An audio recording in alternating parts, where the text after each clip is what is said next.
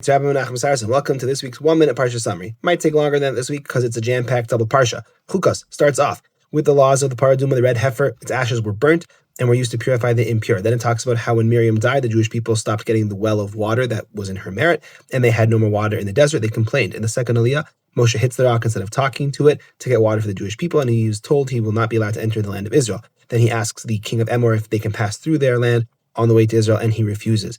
In the third aliyah, after the death of Aaron, the nation of Amalek attacks. The Jewish people complain, and they are attacked by fiery serpents. Moshe builds a copper serpent, which if they look at and pray to Hashem, they are cured. In Revi'i, the parsha of Chukas ends with the Jewish people defeating the king of Emor and the king of Bashan and getting one step closer to the land of Israel. And then it continues into Parshat Balak with the story of how Balak sent for Bilam to curse the Jewish people. And then the bulk of Parshat Balak is actually pretty much one long story, with first Bilam saying he couldn't go unless he asked Hashem. Hashem said no, then Hashem said yes.